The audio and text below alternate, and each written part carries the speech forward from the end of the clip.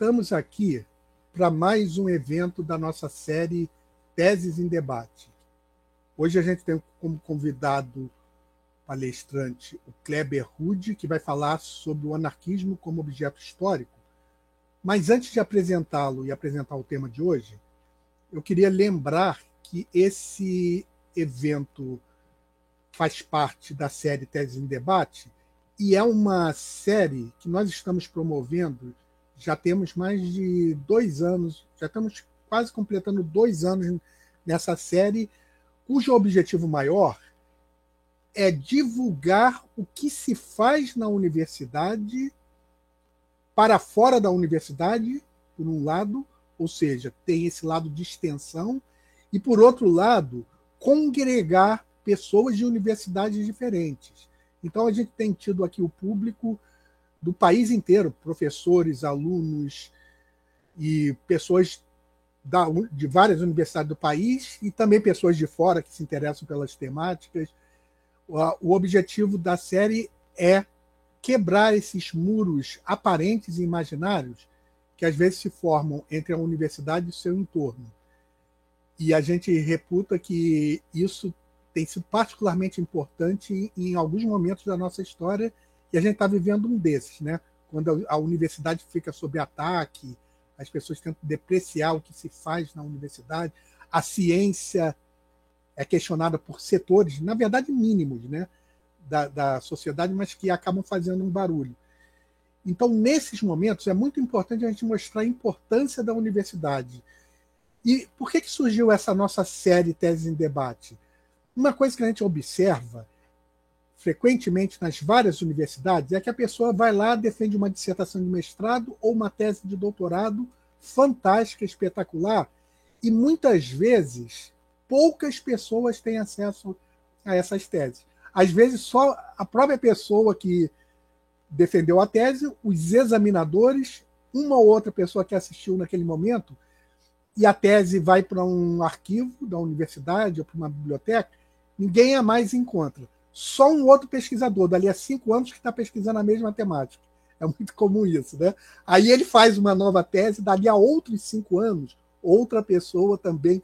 Então, acaba que as teses fantásticas que são produzidas na universidade acaba tendo um público que pode se beneficiar dela muito reduzido, né? Poucas pessoas tomaram conhecimento no momento em que aquela tese foi defendida e poucas pessoas que vão tomar conhecimento dela depois, só pesquisadores de temáticas afins. Se você contar isso, é uma população muito pequena que se beneficia dessas teses. Então, surgiu essa nossa ideia de divulgar esses trabalhos fantásticos que são feitos na universidade, que, na verdade, as pessoas se dedicaram aí 3, 4, 5 anos para fazer um trabalho desses e que pode ser de interesse de um número muito grande de pessoas e acaba não tendo essa repercussão. Então, essa lacuna é que nós visamos preencher com essa nossa série Teses em Debate. É um evento promovido pelo LAPET, Laboratório de Pesquisas em Teoria da História e Interdisciplinaridades, um laboratório sediado na Universidade Federal Rural do Rio de Janeiro, mas cujos participantes são do Brasil inteiro. Inclusive, qualquer pessoa que esteja nos assistindo nesse momento online ou futuramente pela gravação e tiver interessado em entrar para o nosso laboratório, basta enviar para a nossa equipe, que depois vai deixar ali um e-mail no chat, basta enviar o nome completo, o CPF e o link do currículo Lattes, que a gente vai registrar a pessoa no nosso laboratório. Você pode até participar, inclusive, no futuro, fazer aqui uma palestra, participar das nossas atividades de várias maneiras. E fica registrado lá no diretório de grupo de pesquisa do CNPq. Então, esse é o nosso laboratório. O evento também é patrocinado pela plataforma extensionista da Universidade Federal Rural do Rio de Janeiro. Bom, e a gente tem outras séries além dessas. Por exemplo, às sextas-feiras a gente tem a série Cinema e História, que trata só das relações de história, cinema e outras mídias. E a série Tese em Debate é sempre às quintas-feiras, de 15 em 15 dias. Então, daqui a 15 dias, nós temos uma outra. E até o final do ano a gente está com a agenda já fechada para essa série, a gente já está começando a elaborar a agenda de 2022. Bom, dito isso, eu queria apresentar o nosso palestrante de hoje, que é o Kleber Rude. Eu tive a honra de participar da banca de doutorado dele. Ele já vem se especializando no estudo do anarquismo, já desde o mestrado até o doutorado, até o pós-doutorado. Ele é professor da rede pública de Florianópolis, defendeu a tese de doutorado sobre o tema que será apresentado hoje na Unicamp, defendeu tese de mestrado anteriormente na UDESC e também fez recentemente o pós-doutorado também na UDESC. O tema dele é o anarquismo, tema muito interessante e que vai nos gerar aqui um debate interessante tanto sobre como que o anarquismo pode ser estudado pela história e como o que é o anarquismo.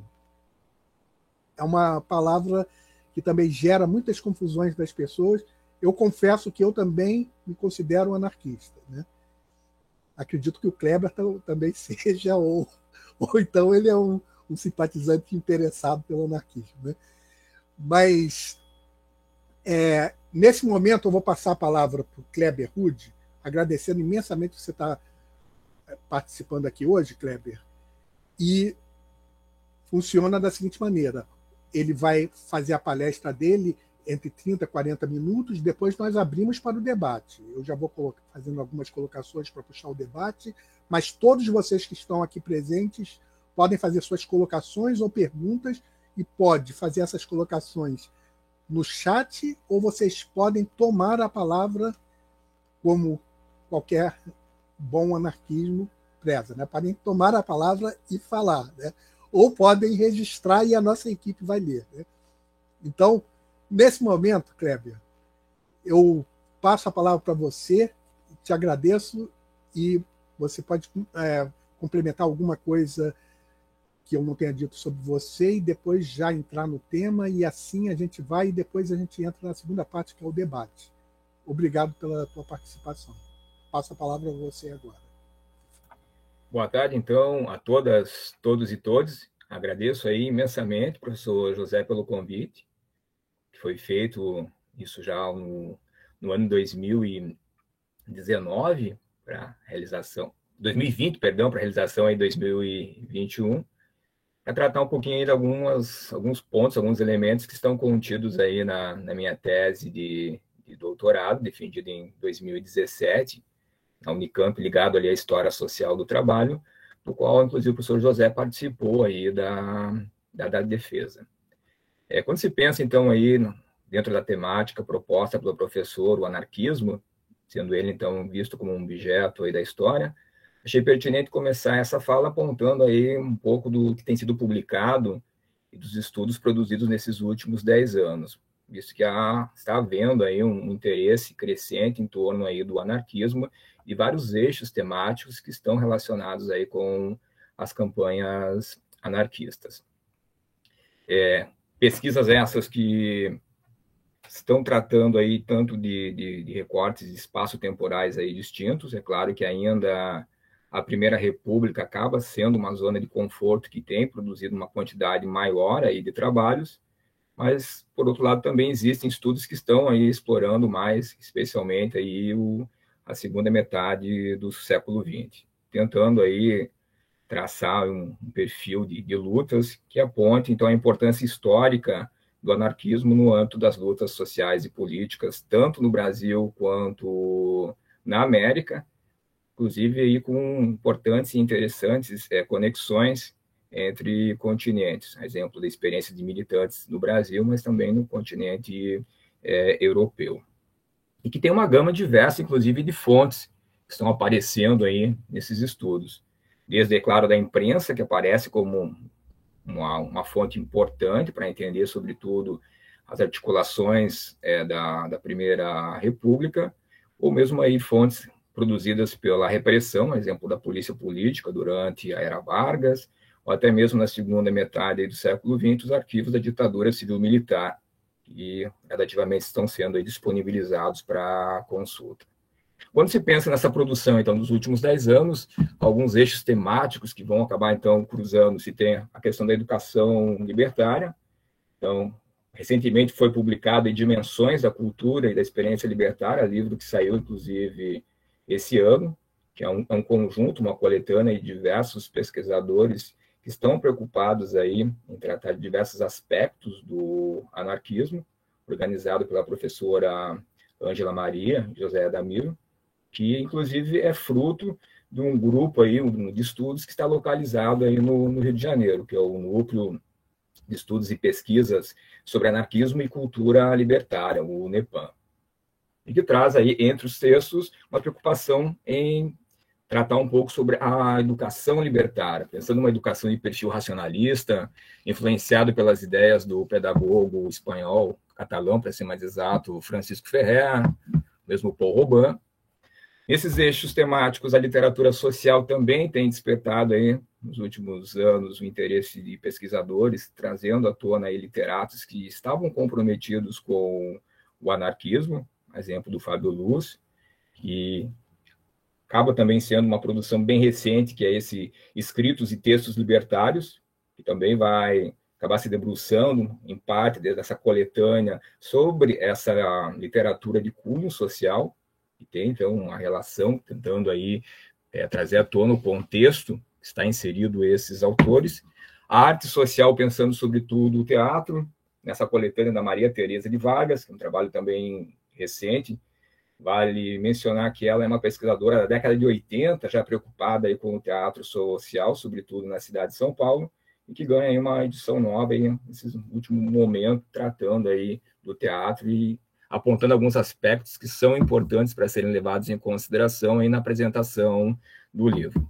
A luta sindical, em que modos anarquistas estão também inseridos nessas associações operárias e defendendo um sindicalismo de intenções transformadoras, revolucionárias. Então, Paz Entre Nós, Guerras aos Senhores, é um trabalho também bem recente que vai acabar aí tratando dessa articulação de parte do movimento anarquista junto aos sindicatos, tentando aí organizar os trabalhadores, tendo como uma preocupação o contexto, sobretudo, aí da Primeira Guerra Mundial, que traz um agravamento social aí ao cenário brasileiro. Outro eixo temático que tem ganhado aí certo destaque é a imprensa operária e a imprensa anarquista, por exemplo, o trabalho da Célia Maria, que vai voltar aí a respeito do jornal A Voz do Trabalhador, que é o porta-voz aí da Confederação Operária Brasileira, que tem também uma preocupação aí com a educação da classe trabalhadora, dos setores populares. Muito recentemente, diretamente saindo do forno, a historiadora Samantha produziu esse belíssimo livro sobre a atuação, então, a militância feminina, pensando aí na atuação das mulheres dentro do movimento anarquista na cidade de São Paulo, tendo como recorte aí a Primeira República. E são estudos que também vêm acompanhados por diversas trajetórias individuais. Alguns estudos vão tratar da Maria Lacerda de Moura, o Fábio Luz, e são trajetórias que permitem pensar em o contexto social que foi possível aí a emanação desses personagens e da própria literatura ao qual eles vão acabar trabalhando. E o último eixo vai ser o anticlericalismo militante, a atuação dos anarquistas contra o que eles vão chamar de dominação cultural e moral exercida pela Igreja Católica.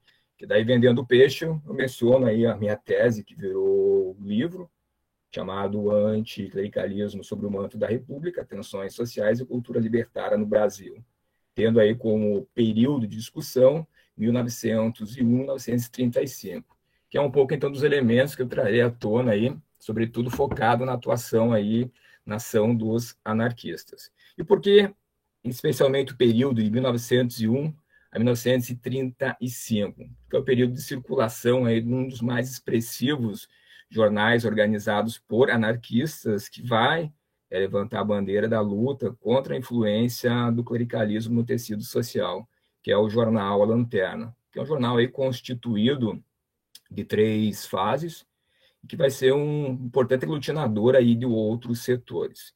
Vou tentar aí compartilhar aí a apresentação, acabei elaborando.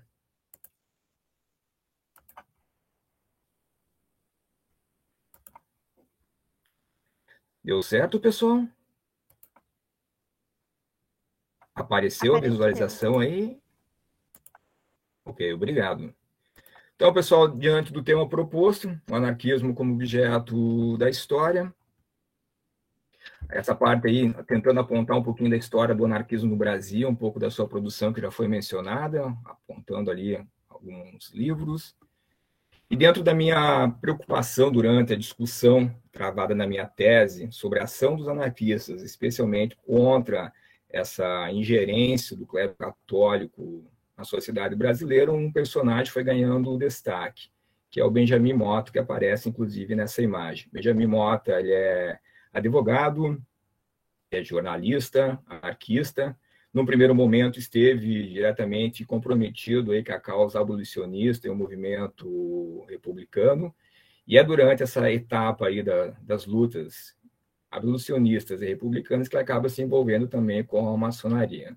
Então é um caso um tanto quanto curioso de um anarquista que também é maçom.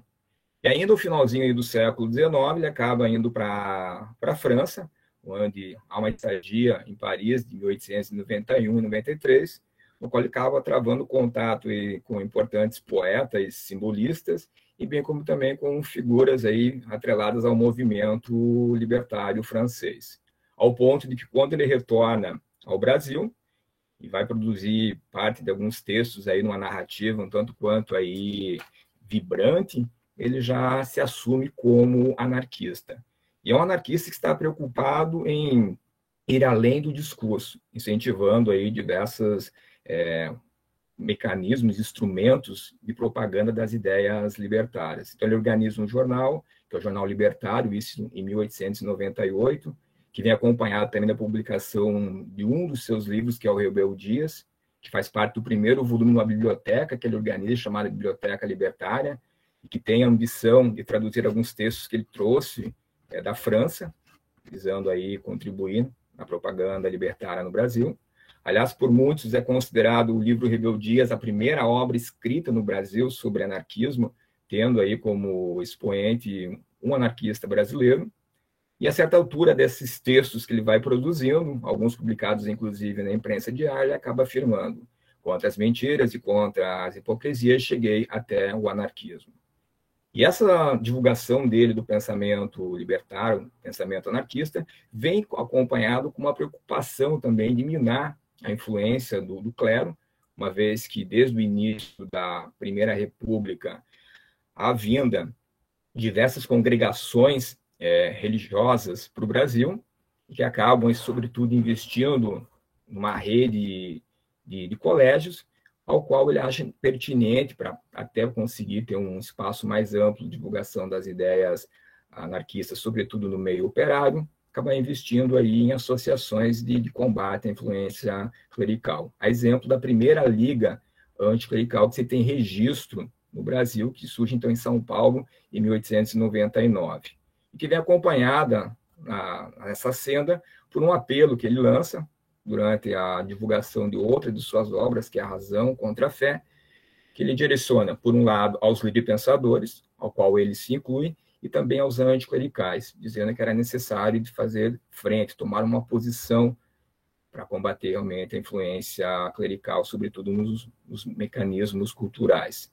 E ele acaba afirmando, então, nesse momento, que tanto o obscurantismo quanto os preconceitos religiosos acabavam sendo, então, fortes inimigos aí do ideal anarquista, especialmente no setor operário.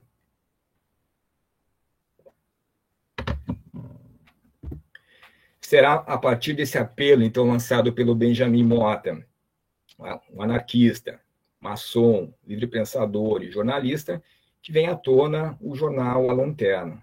Jornal, então, esse que inicia a sua trajetória em março de 1901, na cidade de São Paulo, que no primeiro momento traz ali a função de servir como órgão porta-voz da Liga Anticlerical de São Paulo, mas que no decorrer dessa primeira fase, que vai até 1904, acaba servindo aí como um jornal mais dinâmico, atraindo aí, divulgando atividades de outras localidades do Brasil, inclusive servindo como incentivo aí, instigando novas iniciativas, que vai permitir aí se pensar num horizonte de contestações que vai envolver, além de anarquistas nessas campanhas contrárias ao clero, também outros setores. Por exemplo, em Curitiba, em 1901, surge o jornal Electra, que também está atrelado a uma associação que é a Liga Anticlerical Paranaense, e que está numa sintonia aí com esses organismos anarquistas de São Paulo. Além disso, no Rio de Janeiro, na cidade de Ponta Negra, outra liga surge, que é a Liga Anticlerical do Estado do Rio de Janeiro, e que também vai investir num órgão porta-voz, que é o jornal A Verdade, e que está também aí em sintonia com a redação do jornal A Lanterna. E são ambas, ou seja, todas, pensando nessas publicações que estão surgindo, esses 3 primeiros periódicos, que serão importantes nessas campanhas, todas são publicações gratuitas e que contam com o apoio da maçonaria, sendo que o jornal A Lanterna chama atenção, porque logo ele já vem à tona com uma tiragem aí de 10 mil exemplares. E no decorrer aí da sua trajetória chega a 26 mil exemplares. São jornais que estão aí, então, preocupados em frear o avanço dessas congregações religiosas que estão se instalando em diversas regiões do Brasil, criando dioceses e ampliando aí, sobretudo, a sua influência a partir dos colégios confessionais. E a ideia aí de um clericalismo que tem influência em vários setores, inclusive educando a elite política brasileira. E que é também um catolicismo que, nesse momento, está diretamente aí comprometido com uma versão aí mais conservadora e centralista, que é o ultramontanismo. Como eu acabei mencionando, a certa altura ali do perfil do Benjamin Motta, ele é um maçom, e aí se faz necessário abrir um parênteses, porque foi algo que foi me inquietando durante a pesquisa, era ao tentar aí ter um perfil desses militantes que estavam envolvidos aí diretamente nessas campanhas, constantemente aparecia o envolvimento da maçonaria. Ideia bom e interessante e oportuno apontar que se trata de uma maçonaria que no século XIX vai sofrer uma polarização de correntes, ou seja, se por um lado, desde 1717, se tem aí uma maçonaria que é divulgada a partir da Grande Loja da Inglaterra, e que está aí diretamente relacionada com o rito antigo, na França, por iniciativa do Grande Oriente francês, acaba surgindo um rito diferenciado, que é o rito moderno, que tem aí uma pegada mais profana, uma defesa aí uma atuação de verve racionalista e que vai servir aí como um importante núcleo de atuação de livres pensadores. Ao mesmo tempo que as suas lojas vão servir como escola de formação cultural e científica, em defesa da autonomia do pensamento, e que estão, em certa medida, também comprometidas aí com parte das lutas sociais, seja na emancipação aí dos trabalhadores, no desenvolvimento social da humanidade, ao ponto de ter figuras aí emblemáticas do movimento anarquista internacional, a exemplo de Bakunin, que pertenceram à maçonaria, inclusive ostentando o grau aí 32, um grau elevadíssimo, uma vez que dentro da maçonaria, pensando aí o rito antigo, vai até o grau 33. Ou o caso emblemático também da Espanha, de uma figura atuante no movimento operário, como Anselmo Lourenço, que mais de uma ocasião vai defender aí a compatibilidade entre anarquismo e maçonaria, sobretudo tendo aí como prisma a ideia de uma educação e perfil racionalista. E no Brasil, há figuras também que serão influenciadas, o próprio Benjamin Motta, José Oiticica, a libertária Maria Lacerda de Moura, que na década de 20 acaba se aproximando de setores da maçonaria. No Brasil, inclusive, em São Paulo, surge uma loja chamada União Espanhola, que conta com uma presença interessante de anarquistas espanhóis. E a Lanterna vem influenciada e, inclusive, tendo apoio desses setores da maçonaria. E quando se pensa numa imprensa mais bem-sucedida, que consegue manter uma certa regularidade, a Lanterna está dentro aí desse patamar. Claro que era um jornal que dependia de esforços coletivos, então é constante, aparece ali nas suas páginas subscrições voluntárias, ou seja, pessoas simpáticas à causa que acabam fornecendo dinheiro para poder manter o jornal em constante circulação. E é um jornal que gradativamente vai se tornando aí um importante porta-voz do movimento anticlerical, sendo que ele tem aí na sua redação militantes anarquistas. Então, por vezes, vai ser um anticlericalismo de perfil aí mais radical, que estende, inclusive, a sua crítica para além da igreja própria religião. E essa altura é importante frisar, uma vez que estamos tratando do contexto aí da Primeira República, que o jornal ele tem uma importante função social enquanto um dos principais aí sistemas de comunicação naquele momento. E ao acompanhar desde a trajetória do jornal Lanterna, que surge ali em março de 1901, até o advento aí da Grande Guerra, em 1914, é pelo menos possível identificar em torno aí de 40 jornais espalhados por distintas regiões do Brasil, identificados com um programa político de ação contrária à igreja, similar àquele que foi lançado ali, proposto pela Lanterna. É claro que nem só de jornais, essas campanhas promovidas pelos anarquistas, pensando tanto na divulgação da cultura libertária, mas sobretudo no ataque ao clero, vão se valer de outros recursos. O folheto vai ser utilizado em grande escala, que é um texto menor, formatinho ali de 12 por 16, ou seja, uma edição de bolso, que facilita você fazer o texto circular, quase sempre se valendo aí de ensaios de crítica religiosa.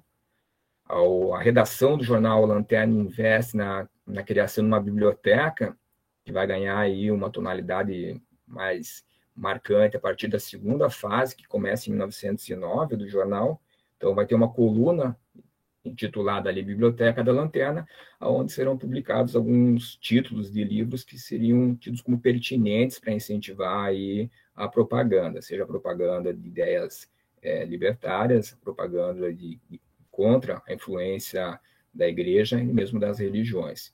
E outro elemento que chama atenção quando se acompanha a trajetória aí da Lanterna, em detrimento de outros jornais que surgem aí na esteira, é a utilização aí do folhetim, que é aquele romance publicado ao pé da página, de forma seriada, que serve também como uma espécie de isca aí para os leitores, uma vez que se a história é cativante, o leitor vai querer saber o desfecho dela, acaba então comprando os números seguintes do jornal, mas que há preocupação, no caso da Lanterna, de escolher autores que em algum momento despertaram a ira da Igreja Católica.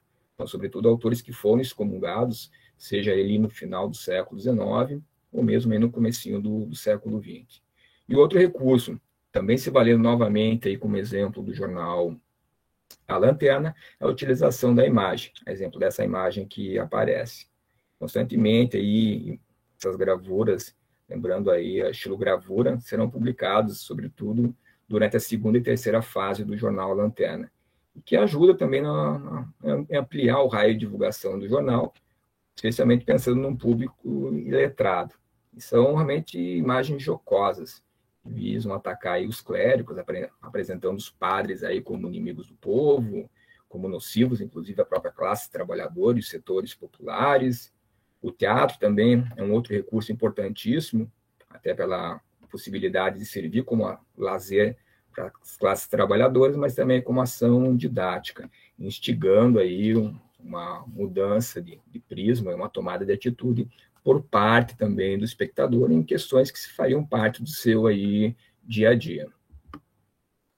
Os jornais, eles surgem, em certa medida, atrelados a grupos de afinidade, que é pensar, então, num ativismo associativo, e esses grupos de afinidade, que estão aí configurados nas ligas anticlericais ou ligas do livre pensamento, como por vezes vai ser a expressão utilizada, há uma preocupação aí de organização de bibliotecas e escolas, sejam escolas diurnas ou noturnas, uma vez que essas ligas se configuram aí, por um lado, num centro de combate, no caso, combate à influência da Igreja Católica no tecido social, mas, por outro, também servem como um núcleo de educação social, especialmente direcionada à classe trabalhadora. E ao percorrer um percurso desde o surgimento da primeira liga que se tem registro, aquela ali de São Paulo, de 1899, até o advento da Primeira Guerra Mundial, há pelo menos 50 entidades fundadas em distintas regiões do Brasil. Algumas, é claro, com um programa político mais radical, que estende a crítica não apenas aos padres e à igreja, mas à própria questão da religião, que é o caso especialmente das ligas que vão contar com um número maior de anarquistas, uma vez que a religião é vista também como uma engrenagem de opressão política. E alguns desses grupos de afinidade vão manter aí uma fina sintonia, inclusive com organismos internacionais, a exemplo da Federação Internacional do Livre Pensamento, com sede em Bruxelas, que durante os primeiras décadas do século XX, foi um importante centro aí de difusão do racionalismo, organizando eventos, uma rede, inclusive, de ajuda a organismos que estariam atuando também aqui nas Américas.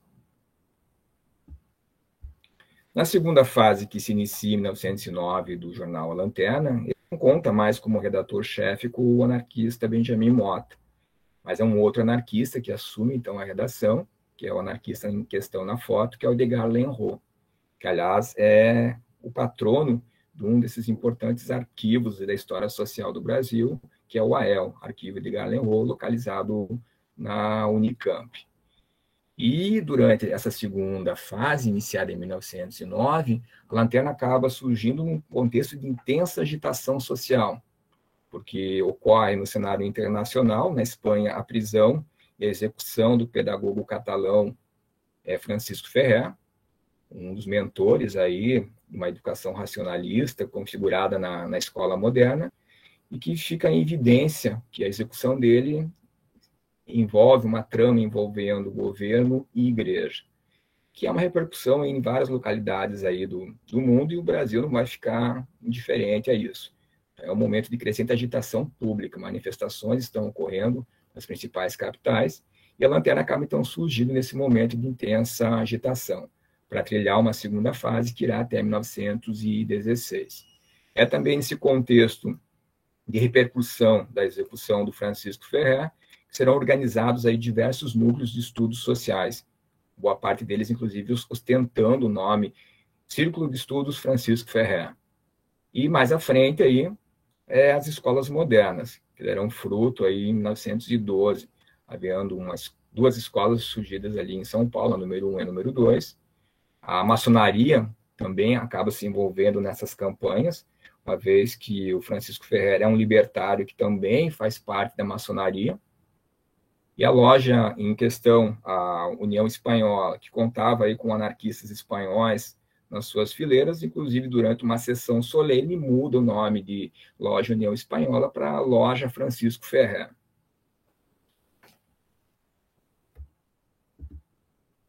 Sobre as escolas modernas, a preocupação delas é a instrução da classe trabalhadora. Elas apresentam ali um currículo com uma instrução de perfil integral, seja física, intelectual, moral, defendendo uma pedagogia de cunho racionalista, ou seja, que não sofresse influência religiosa, e também são escolas mistas, a coeducação aí de sexos, meninos e meninas estudando juntos. As escolas modernas, elas começam a partir da ideia de levantar fundos e pessoas simpáticas à causa. Então, em 1910, na esteira da execução do Francisco Ferrer, no Brasil, organizado comitês em defesa, ou seja, comitês pró-escola moderna, sobretudo em São Paulo e no Rio de Janeiro, vai ser mais intensa a propaganda, resultando, então, em 1912, no bairro de Belenzinho, na Escola Moderna número 1, tendo como um dos seus responsáveis o professor libertário João Penteado, e, na sequência, a Escola Moderna número 2, no bairro do Brás, importante bairro aí de formação também operária, que vai contar com Adelino de Pinho. Que são importantes experiências aí de uma educação racionalista e preocupada com os setores populares, que vai ter duração até 1919. Um outro elemento que vem aí acompanhando os comitês pró-escola moderna é o caso Idalina, que é tido também como um dos momentos altos aí da Primeira República, envolvendo a atuação e ação dos anarquistas contrários à igreja. Idalina é uma menor, 5 anos de idade, que acaba desaparecendo de um orfanato religioso, orfanato esse localizado em São Paulo, que é o Cristóvão Colombo, e que o caso vem à tona por iniciativa no jornal anarquista, redigido em italiano, que é o La Battaglia, uma vez que a tutora da Idalina é de origem italiana. Como em 1909 a Lanterna ressurge, a Lanterna acaba sendo, então, o jornal que mais vai dar destaque à campanha em torno do caso. quase sempre trazendo a enigmática pergunta: onde está Idalina? Ou o que os padres fizeram com Idalina? E é durante a divulgação feita pela redação do jornal La Battaglia, que é um jornal anarquista, redigido em italiano, e pelo jornal Lanterna, que também conta com proeminentes figuras do anarquismo, que vem à tona aí uma versão do caso que apresenta que a menina teria sido estuprada e assassinada por integrantes do próprio orfanato. E é um momento, então, de intensa comoção popular. Boa parte de setores da sociedade acabam aí sensibilizando diante aí dessa campanha, ao ponto de ser promovido diversas manifestações de rua, algumas delas, inclusive, exigindo o fechamento do orfanato. E é nesse contexto de intensa agitação popular que vai surgir, num outro momento, uma nova Liga Anticlerical em São Paulo e outra no mesmo ano no Rio de Janeiro, que são iniciativas de anarquistas, que estão, no caso de São Paulo, vinculados à Federação Operária de São Paulo e, no caso do Rio de Janeiro, vinculados à Federação Operária do Rio de Janeiro. Aliás, essas duas ligas seguem o mesmo programa político, ou seja, o estatuto que foi, no primeiro momento, redigido pela Liga Anticlerical de São Paulo, será também utilizado pela Liga Anticlerical do Rio de Janeiro. Durante esse momento de intenso calor e agitação de rua, em 1911, durante uma dessas manifestações, que conta com esses elementos aí da redação do jornal A Batalha, a Lanterna acaba terminando em conflito e na prisão dos seus organizadores, ou seja, os redatores dos dois jornais acabam sendo aí indiciados e levados a julgamento, o que faz com que, de certa medida, haja uma desarticulação em torno aí desse movimento que estava aí levantando a bandeira do caso Idalina. E sem ter um desfecho, uma vez que vai ficando cada vez mais em evidência que há um desinteresse por parte das autoridades em responsabilizar os envolvidos no crime, uma vez que são pessoas diretamente ligadas ao clero. O cenário da Grande Guerra vai trazer aí novos elementos, inclusive ocorre nesse cenário da Grande Guerra o fim da segunda fase do jornal A Lanterna, ou seja, ele surge em 1909, conseguiu se manter até 1916, mas diante de dificuldades econômicas acaba então encerrando sua segunda fase, uma vez que a Primeira Guerra Mundial tem seus reflexos no Brasil, trazendo um agravamento aí da questão social, carestia de vida. Então vai ser aí momentos de diversas greves ocorrendo, a exemplo da greve de 1917, que é um momento aí de importante mobilização operária, e que surge, inclusive, nesse contexto da greve de 17, um destacado jornal aí da causa operária, que tem na sua redação anarquistas, que é o jornal A Plebe, e que, diga-se de passagem, no seu primeiro número, traz uma nota dizendo que ele vinha à tona mediante o calor do momento e que era também um substituto do jornal A Lanterna, mas tendo um programa mais amplo político, não só tão direcionado aí para as lutas contra a igreja, mas com a preocupação maior, sobretudo diante do agravamento da questão social.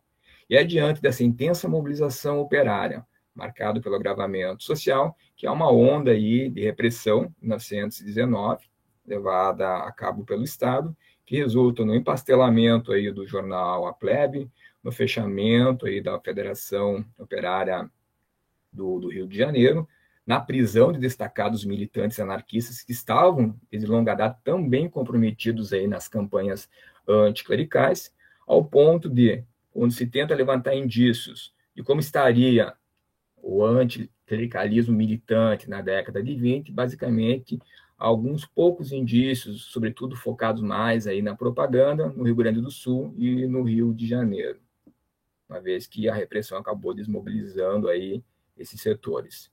Para ter uma nova onda aí de atuação em que associações sejam reativadas somente no final da década de 20, diante aí de um cenário internacional que serve de alerta para os elementos libertários, exemplo do José Oiticica, Maria Lacerda de Moura, que acham que é o momento oportuno de reativar a Liga Anticlerical do Rio de Janeiro, especialmente mediante a notícia do Tratado de Latrão, ou seja, da aliança entre o Estado fascista e o Vaticano. E nesse novo momento de campanhas e de lutas, onde o anarquismo volta a levantar a bandeira anticlerical, fica marcante, por um lado, as campanhas contrárias ao clericalismo, ou seja, essa influência que o clero exerce no tecido social, mas também contra o fascismo, mediante aí o que está acontecendo no cenário internacional e mesmo no Brasil com a questão aí do integralismo. E uma importante porta-voz aí nessas campanhas é a libertária pedagoga Maria Lacerda de Moura, que vai escrever um conjunto de livros, realizar uma série aí de conferências tratando de ambas as temáticas. Em 30, década de 30, nós temos aí uma nova república, que ele é a partir do golpe de Estado que acaba levando a questão do Vargas ao poder. E é nesse cenário de aproximação, por um lado, tem um governo provisório, a Igreja Católica acaba achando pertinente chegar próximo ao governo de Vargas, tentando emplacar algumas reivindicações que anteriormente ela não conseguiu. E é nesse cenário que vai ficando cada vez mais evidência a aproximação entre clero e Estado, que ressurge a lanterna, então, na sua terceira e última fase. Aliás, o ano de 1933 é um tanto quanto emblemático dentro aí do movimento anarquista, sobretudo nessas lutas contra o clericalismo e o fascismo, porque surge o jornal A Lanterna, em São Paulo, em Campinas, interior de São Paulo, é organizada por anarquistas a Liga Anticlerical de Campinas, é o surgimento também do Centro de Cultura Social, uma entidade ainda atuante nos dias atuais, e importante divulgadora da cultura libertária. O Benjamin Motta acaba reeditando uma das suas obras que marcou ali o finalzinho do século XIX, que é A Razão contra a Fé. Então, é um momento também alto aí de manifestações envolvendo os anarquistas e preocupados aí com essa aproximação entre Estado e Igreja. Ao ponto de, na década de 30, para ser mais exato, a partir de abril de 31, saiu um decreto aí que tornava então o ensino religioso de caráter facultativo. E não fica por aí, uma vez que em 33, diante da Assembleia Constituinte, marcada para tentar aí chegar a uma solução para uma nova Constituição, a Igreja, se valendo especialmente de um grupo de pressão, tentando mobilizar seu eleitorado católico, se vale então da Liga Eleitoral Católica, tentando emplacar algumas das suas reivindicações nessa Assembleia e futuramente aí quando vier à tona a Constituição. E isso vai acabar mobilizando diversos setores sociais. Então, tem anarquistas que vão deixar de lado suas diferenças com outros setores, exemplo dos comunistas, liberais, espíritas, promovendo campanhas aí em defesa da liberdade de consciência e tentando aí barrar essa tentativa de infiltração dos interesses católicos na nova Constituição. Apesar das tentativas, o cenário se torna favorável às reivindicações católicas, ao ponto da Constituição de 1934 trazer um capítulo aí, todo ele voltado para a questão da família essa que deveria ser pensada pelo prisma cristão-católico, casamento religioso indissolúvel, aplicação da religião católica no ensino. Aliás, a Constituição vai trazer no seu preâmbulo sobre a proteção de Deus, algo que não ocorre naquela Constituição da Primeira República de 1891. E é diante desse cenário que vai se desenhando, e onde a Igreja Católica vai recuperando um importante espaço de influência política e atuação na sociedade, em busca de uma identidade católica, a exemplo da palavra aí de amplos setores católicos que afirmavam um Brasil católico deve ter uma Constituição católica, por isso, então, emplacar as reivindicações que vão ser inseridas na Constituição de 34, o cenário vai se tornando também mais repressivo contra as vozes que eram de oposição, ao ponto de, nessa cruzada aí contra seus inimigos, diversos eventos promovidos pelos anarquistas via suas ligas anticlericais, seja do Rio de Janeiro, seja de Campinas, serão proibidas de serem realizadas. Manifestações de rua, por vezes, também eram impedidas, tendo como alegação que, naquele momento, uma procissão católica estava sendo realizada, por isso não poderia o evento anticlerical ocorrer ao mesmo tempo. E com a história da intentona comunista em 35, que acaba, então, fracassando, há uma onda de repressão contra a Aliança Nacional Libertadora e que se estende àqueles que, em algum momento, mantiveram alguma proximidade com a ANL. a exemplo de alguns anarquistas e anticlericais. Então, nessa onda repressiva, a partir aí de 1935, ao fechamento de diversas associações, a exemplo da Liga Anticlerical de Campinas, e os militantes serão presos aí e julgados. O jornal Lanterna vai ser empastelado, encerrando a sua terceira e última fase, o que acaba tão desmobilizando esse movimento que estava aí ganhando um novo fôlego na década de 30. Como Estado Novo,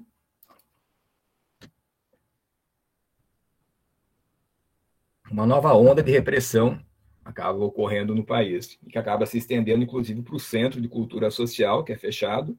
José Oiticica, também, da Liga Anticlerical do Rio de Janeiro, terá problemas aí durante esse período, e que se estende para as lojas maçônicas, aquelas lojas que estiverem, em algum momento, mais atuantes nas questões sociais. A ideia é fazer uma faxina aí dentro das lojas, impedindo aí que a oposição se mantivesse ainda atuante. E é mediante, então, essa intensa repressão que o anarquismo, e especialmente a atuação aí contra a dominação cultural da igreja, vai ficando para escanteio, conseguindo aí só recobrar aí um espaço, mas de forma mais diminuta, após aí o Estado Novo. Em linhas gerais, seria um pouco isso que, de forma um tanto quanto corrida, que a minha tese acabou tratando em alguns momentos.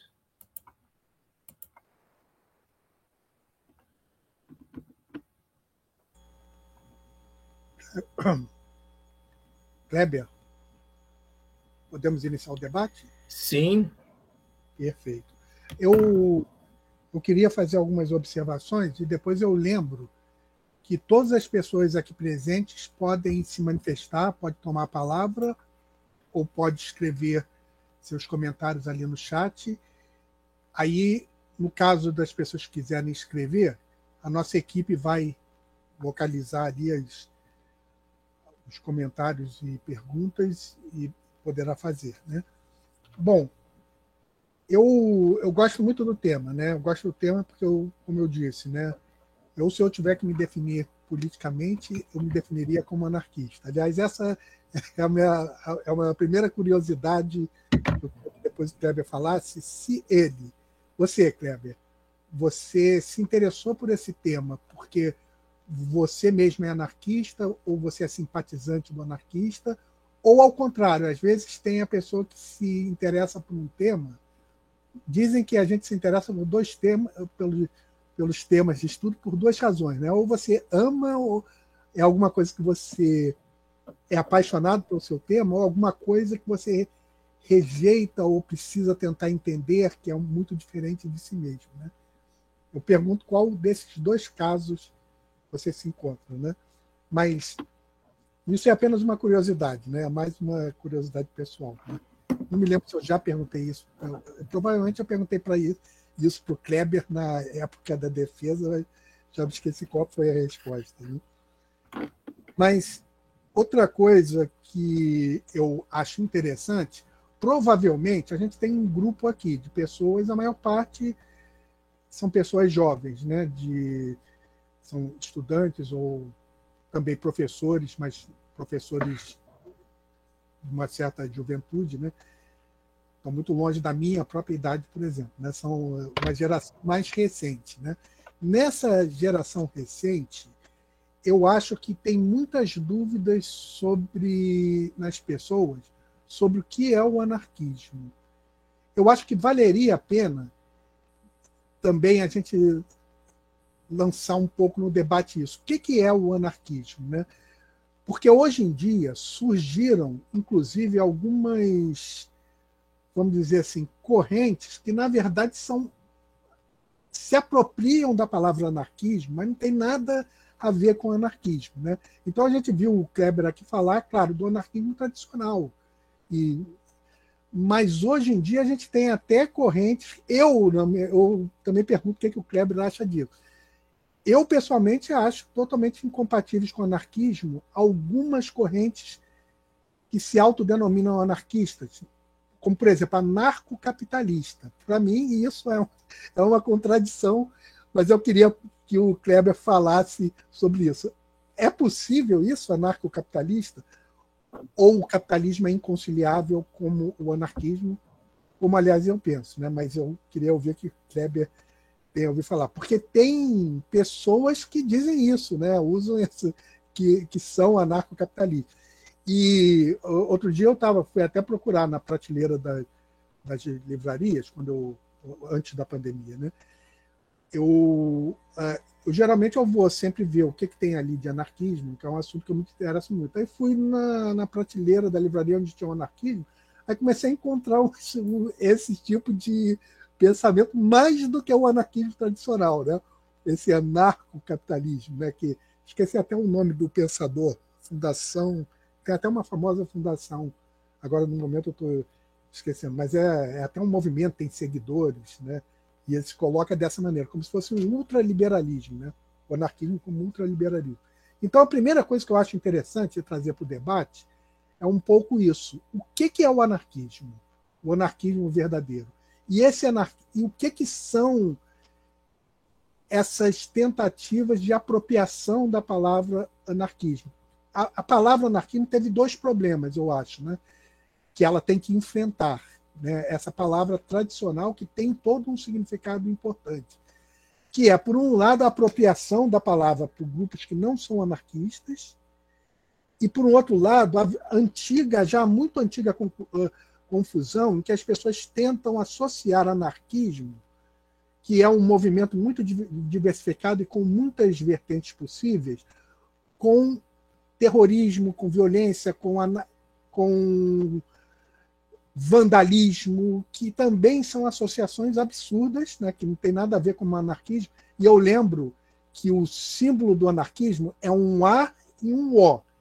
Né, um A em cima de um O, transpassando os limites do O. Mas, na verdade, o A simboliza a liberdade, né, a crítica à autoridade, e o O significa ordem.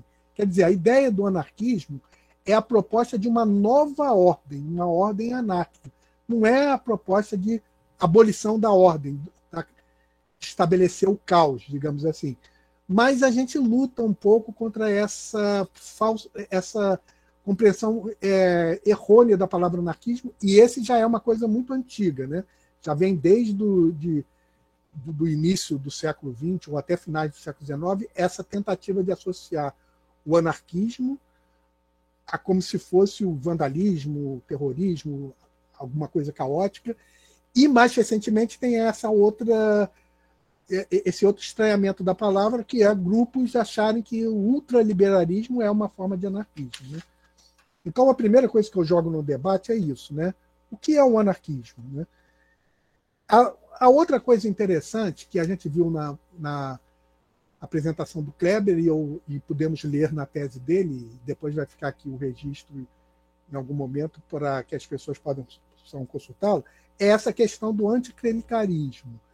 Você falou bem o lado, teve esse lado, né, que inclusive foi bem estudado pelo Kleber, mas eu também deixo aqui a minha pergunta.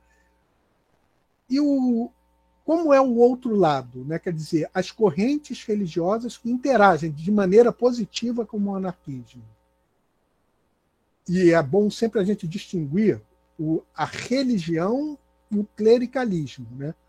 O clericalismo é uma forma de constituição institucional de uma prática religiosa, de um ideal religioso. O clericalismo tem a ver com igreja, né? Vamos dizer assim, né? Com a instituição. E a religião tem a ver com uma fé. O anarquismo também ele pode ser compatível ou com... Você fez toda a história e foi o seu objeto de estudo. Mas existe também a possibilidade de compatibilidade do anarquismo com a religião e até com um tipo de clericalismo, que não fosse um clericalismo conservador? Ou a palavra clericalismo já assume esse significado conservador na sua análise? E a outra coisa interessante que a gente também viu é a questão da maçonaria, né? Como que havia todo um setor dentro. A maçonaria também era uma sociedade secreta que tinha suas heterogeneidades e tinha um setor anarquista, assim como tinha setores católicos, setores liberais e assim por diante. E, a certo momento, a maçonaria ela vai realmente virando cada vez mais conservadora, né? Como que ocorreu essa passagem de uma sociedade que, na época da Revolução Francesa, foi um dos ajudou a fazer a Revolução Francesa, que durante todo o século XIX teve também setores sociais avançados incluídos, inclusive alguns anarquistas maçons, como era o caso do Bakunin, mas também era o caso do Proudhon também, né? Ou seja, e hoje a maçonaria, como que ela... Você também deu um sinal, né? Em certo momento ali, na sua fala, você falou na limpa, né? De como foi limpada, entre aspas, a maçonaria, exatamente dessas correntes mais avançadas. Hoje, a maçonaria ela tem alguma salvação para uma posição social mais aberta, ou ela está irremediavelmente também uma sociedade conservadora mesmo, né? Porque hoje a gente vê aí presidentes também ligados bem à direita, né? Alguns são maçons e assim por diante, né? Bom, mas são algumas perguntas iniciais, algumas colocações e perguntas iniciais que eu faço, né? Mas é porque eu estava começando com isso, como eu vejo que é um público muito jovem, eu temo que eles não saibam exatamente o que é o anarquismo, né? Nesse sentido positivo da palavra, e que também já tenham se defrontado com os sentidos negativos, que são esses dois, né? A antiga tentativa de deterioração do movimento anarquista, tentando associar um caos, por um lado, e a mais recente e estranha tentativa de alguns ultraliberais ou capitalistas até tentarem fundar uma coisa que, para mim, eu acho incompatível, que é o anarcocapitalismo, né? O anarquismo e capitalismo. Mas eu queria saber o que o Kleber pensa disso, dessas coisas que eu falei, e também aqui já deixa uma abertura para vocês, né? Vocês devem estar até curiosos, porque vocês não ouvem, talvez, falar tanto assim do anarquismo, né? Então, eu acho que esse tema é bem interessante para novas gerações entrarem um pouco em contato. Então, vocês também podem fazer suas colocações e suas observações. Eu também vi que a Emilene ela tinha ali perguntado pelo livro que o Kleber tinha mencionado, né, sobre as anarquistas, né? Depois também vale essa informação. Mas eu passo de novo a palavra, e também é um convite para que vocês interajam também, vocês que estão aqui presentes, tá? Kleber, passo a palavra de novo para você. Ok, professor José. Começando pela curiosidade que você acabou trazendo ali no comecinho, bem, a preocupação minha em estudar o anarquismo começou com a minha militância no movimento anarcopunk, que foi onde eu acabei travando contato aí, inicialmente com leituras do anarquismo. E entre essas leituras, havia os livros do Edgar Rodrigues, importante memorialista aí do movimento libertário, tanto em Portugal quanto no Brasil, que tratava de diversas regiões. E havia algo que constantemente me incomodava, a falta nessas leituras que fazia, de tentar aparecer algo sobre Santa Catarina. Em que pé estava aí durante aí essa intensa mobilização que acontecia, pensando aqui no Sul, anarquistas atuando em Curitiba, ou localidades próximas da capital, anarquistas atuando em Porto Alegre, localidades próximas. E Santa Catarina basicamente não aparecia. Foi a partir aí dessa inquietação que eu comecei a tentar correr atrás aí de fontes que pudesse tentar, em certa medida, trazer à tona aí indícios sobre a atuação libertária em Santa Catarina. Isso lá em 2005, salvo engano. E a partir daí eu acabei me interessando mais.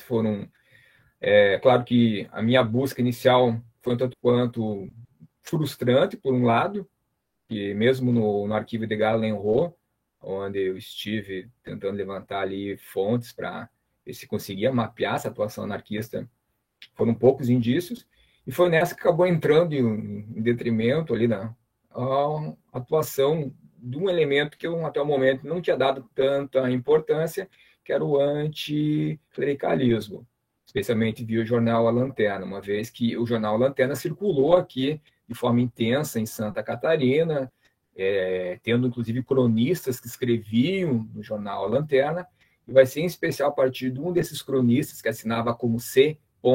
Delipe, que eu fui me aprofundando um pouquinho mais aí, ao ponto de ter resultado, inclusive, no eixo central de boa parte da minha discussão aí da tese.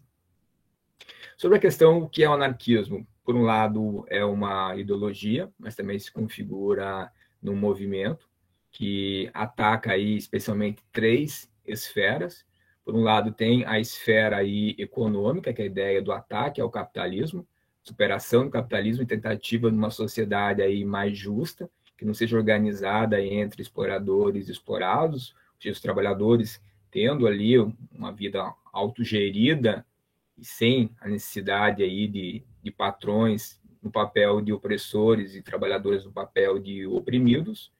Há um ataque também à esfera política, que envolve aí o papel aí do Estado e da dominação cultural, onde a igreja acaba entrando. Então, são esses três pilares aí de sustentação, onde o anarquismo acaba direcionando aí o seu ataque. Por um lado, o capital, por outro, o Estado, por outro, também a igreja.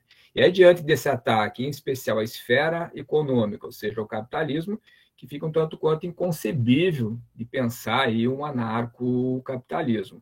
Até porque quando se vai ler autores clássicos, seja aí o Malatesta, a título de exemplo, a crítica ao capitalismo está presente ali na obra do autor.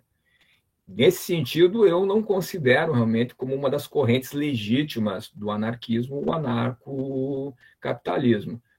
É uma forma, aí, poderia dizer, diferenciada de liberalismo.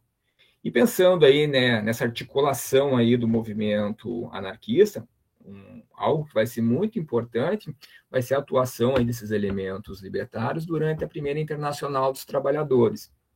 A partir dali, muitos consideram realmente como o nascimento aí do movimento, preocupado realmente com a classe aí, que está inserido nas fábricas. E aonde o anarquismo, ao lado aí do socialismo, acabam disputando aí espaço.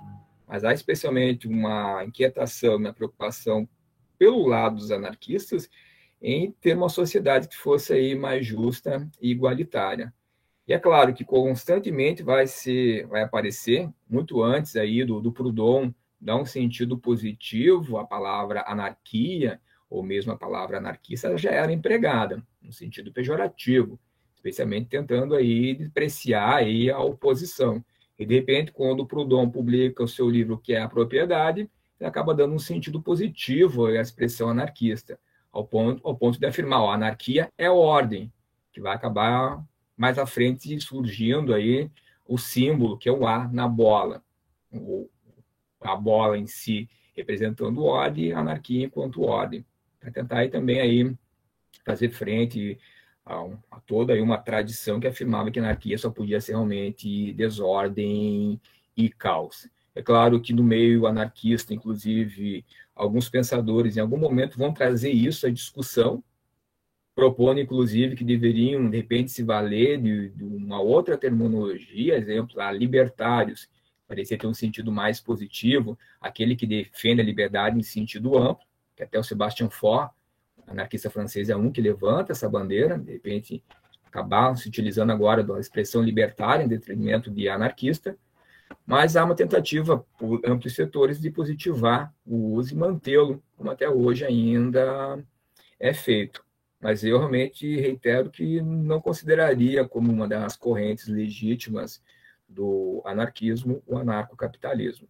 Alguns autores até acabam incluindo na sua história do anarquismo, exemplo do Jean Proposier, mas, em linhas gerais, ele não costuma ser incluso ali quando se trata ali de anarco-socialismo, anarco-primitivismo, anarco-individualistas, e pegando já o gancho da questão aí das correntes religiosas, se por um lado alguns setores levantam aí a crítica contra a religião, vendo a religião aí como sinônimo de opressão. Por outro, vai haver aí a defesa, nesses mesmos jornais, de que alguns vão chamar até de anarco-cristianismo, tentando aí pensar o cristianismo no seu sentido primitivo, antes do surgimento da igreja enquanto instituição, antes do surgimento da figura aí dos padres, dos clérigos, que é o caso do Léo Tolstói. Léo Tolstói acaba aparecendo em vários momentos aí na imprensa libertária, isso vale também para o Brasil. O próprio jornal A Lanterna vai divulgar na sua biblioteca da Lanterna obras do Tolstói, e que é uma figura aí que causa, por um lado, até inquietação.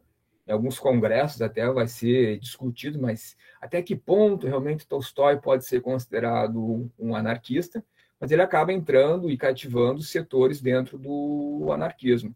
A exemplo aí da redação do jornal Cultura, do Rio de Janeiro, que vão levantar ali a ideia do cristianismo primitivo, em fina sintonia aí com o Tolstói, até mesmo a questão aí do pacifismo, que acaba sendo algo que aparece junto aí na obra dele, contra o militarismo, que é algo importante naquele momento, está sendo divulgado. Junto também com... Aí, além da defesa também aí do cristianismo primitivo, é bom apontar que alguns anarquistas tinham uma pegada também espiritualista. A Maria Lacerda de Moura aí vai ser uma libertária que flertou aí com diversos setores espiritualistas. O José Oiticica chegou a ser grão-mestre aí da Ordem Rosa Cruz, e que nem por isso teve um papel que fosse relevante dentro da luta política social promovida no Brasil. Então, o anarquismo acabou aí, às vezes, aglomerando e tendo aí diversas leituras de mundo aí nas suas fileiras. Aqueles que achavam realmente que da religião nada teria como ser salvo, exceto talvez a figura aí de um Jesus Cristo humanizado, e outros realmente que achavam, opa, mas de repente o cristianismo primitivo é uma coisa, o cristianismo aí depois da instituição a igreja é outra, então vamos separar as coisas, é possível salvar algo. E a maçonaria, pelo menos dentro das leituras que eu tenho feito, ela vai ter uma mudança no seu pêndulo, tendendo mais para a direita. Esse divisor vai ser especialmente a década de 30. Tem aí a ascensão aí dos movimentos, especialmente pensando regimes totalitários que se tornam governo, e que a maçonaria também vai, em um sentido, vai ser perseguida e reprimida, por outra vai ser cooptada. No Brasil, o Estado Novo também faz um pouco esse papel de perseguir essas lojas, especialmente aquelas que contavam com elementos comunistas, pessoas que também pertenceriam à INL, ou até mesmo anarquistas, para que se tenha hoje o que a maçonaria, em grande medida, acaba representando, algo ligado aí às elites políticas e, em certa medida, que não causa aí medo nenhum ao status quo, e a tentativa, talvez, de servir como outrora já serviu como um núcleo revolucionário, subversivo e conspiratório. Lamentavelmente, pelo menos é isso que me parece, em grande medida. Até porque, quando se pega ali o período do golpe da ditadura civil-militar, há elementos de maçonaria também envolvidos, que é uma mudança aí de pensar, pô, uma maçonaria ali do finalzinho do século XIX até ali as primeiras 3 décadas aí do século XX, comprometidas aí com questões sociais, dando apoio na greve de 1917, dando, às vezes, suporte durante aí os exílios do Bakunin, que é um revolucionário perseguido, e, de repente, se torna o que se tornou. Não sei, José, se dei conta de responder tudo que você me perguntou, mas pelos meus rabiscos aqui, acredito que era um tanto por aí que era. Deu sim. Eu pergunto, alguém quer fazer uma colocação? Eu vi ali que a Viviane, ela descreveu alguma coisa. Viviane, você quer falar ou prefere que alguém da nossa equipe leia o seu comentário?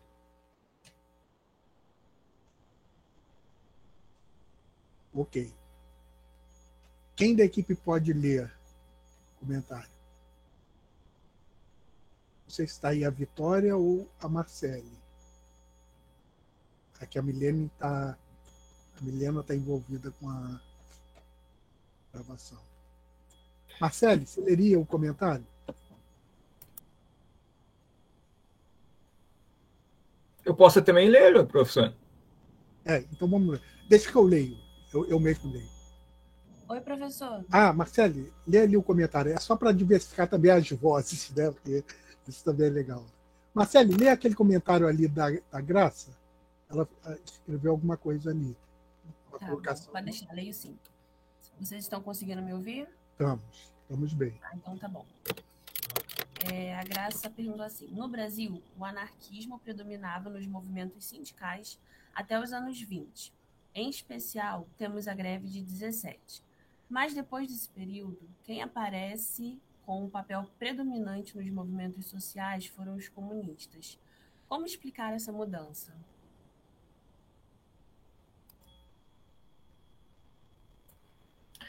Então, Graça, de fato, a greve 17 vai ser um momento aí emblemático dentro aí da mobilização operária. Não vai ser a última greve, se tem ali 19 também, um ano importante de mobilização operária, claro que não vai ter o grau e a repercussão que teve a greve de 17, ou melhor, as greves de 17, porque outras localidades do Brasil também serão influenciadas. E entre esses elementos que vão, em certa medida, aí, enfraquecendo a atuação aí anarquista, eu apontaria, por um lado, a intensa repressão. Em 19 é uma dessas ondas, mas não fica por aí. A década de 20 também vai ser marcada. É bom lembrar que parte desses militantes que faziam frente junto ao jornal A Plebe serão encarcerados em Clevelândia, que é uma colônia penal, e ali realmente alguns inclusive vão vir a falecer. E com o surgimento do Partido Comunista Oficial em 1922, é uma outra corrente que está também disputando espaço aí no cenário social. Aliás, que surge tendo aí figuras que anteriormente haviam militado aí no anarquismo. E diante desse contexto, que também em 30 tem um outro agravante, que é a ideia aí do Estado acabar intervindo nos sindicatos e havendo uma certa legislação que vai permitir a atuação enquanto sindicatos legais e não mais aí tão dentro de um perfil autônomo, como ocorria anteriormente, que vão ser ingredientes que onde os anarquistas vão perdendo aí, em grande medida, a sua atuação. Não quer dizer que saiam completamente de cena, mas vão perdendo aí o terreno em grande medida. Me parece que é um pouco esses os elementos que estão aí em jogo. Kleber, eu vou aproveitar e também fazer um comentário sobre essa questão que você começou a discutir, que foi colocada pela Graça. Eu não estudei o assunto assim em detalhe, mas é apenas uma impressão minha. Eu também acho que teve um papel, digamos assim, emblemático, porque a Graça ela exatamente situou ali a greve de 17 e depois disso começa a declinar. A gente também precisa lembrar que também em 17 ocorre a Revolução Russa, né? A Revolução Russa ela teve participação de vários setores à esquerda. Então, tinha os bolcheviques, que depois tomaram o poder, se transformaram num partido único, mas tinha outros setores, e o próprio bolchevismo também tinha suas diferenças internas, que depois se explicitaram quando surgiram os trotskistas, né? O Trotsky se tornou-se persona não grata, depois teve a ascensão do stalinismo.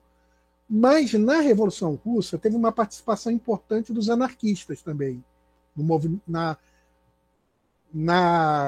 próprio processo da Revolução Russa, que não aconteceu de um dia para o outro, né?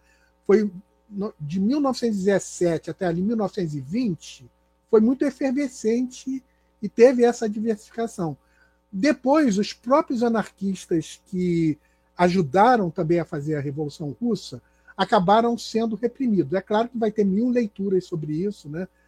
Mas acabaram sendo reprimidos por uma vertente dentro do comunismo que deu a cara, né, ao que seria a Revolução Russa, o que seria a União Soviética depois. Então eu também coloco no debate isso. Eu acho que, por outro lado, em outros países, empolgou um pouco a Revolução Russa, empolgou as pessoas também, né? E ficou muito associada ao Partido Comunista, a Revolução Russa. É claro que era apenas uma das facetas. A Revolução Russa foi apenas uma das facetas possíveis de socialismo, porque mesmo o comunismo poderia ter tido uma história diferente da que teve com a Revolução Russa, e sobretudo depois, né? Ou seja, não são coisas únicas, né? Mas, de qualquer maneira, eu acho que teve um papel emblemático, né? A Revolução Russa e o fato de ela ter se institucionalizado na União, constituindo a União Soviética, com uma determinada faceta de esquerda, que acabou sendo uma faceta autoritária. E essa faceta comunista, mais autoritária, ela acabou produzindo influências nos partidos comunistas nacionais, nos vários países. Então, eu acho que também passa um pouco por aí, né? Acabou que essa outra esquerda mais autoritária, vamos dizer, como a perspectiva anarquista denomina, acabou um pouco dominando o movimento também. É um outro lado, né? Mas, claro, isso é muito complexo. Junto, o Kleber também colocou. Também teve uma repressão que também favoreceu, né? Dizimou um pouco ali as lideranças anarquistas, mas, por outro lado, eu acho que teve essa inspiração do movimento, né? Gerado pela Revolução Russa, que acabou virando a face oficial do comunismo da esquerda mundial. Então, eu acho que, não é, Kleber? Eu acho que isso também entrou, né, um pouco, né, nessa equação aí, né? Mas pode falar, Kleber. Até pensando nessa questão aí do reflexo aí da Revolução Russa, se tem realmente já notícias chegando no Brasil a partir de abril de 17. E em 18, no Rio de Janeiro, tem um episódio que é importante também apontar, que é a insurreição anarquista, que é uma tentativa inspirada nos sovietes, realmente russos, e tentar levar a revolução a cabo. É claro, acaba fracassando.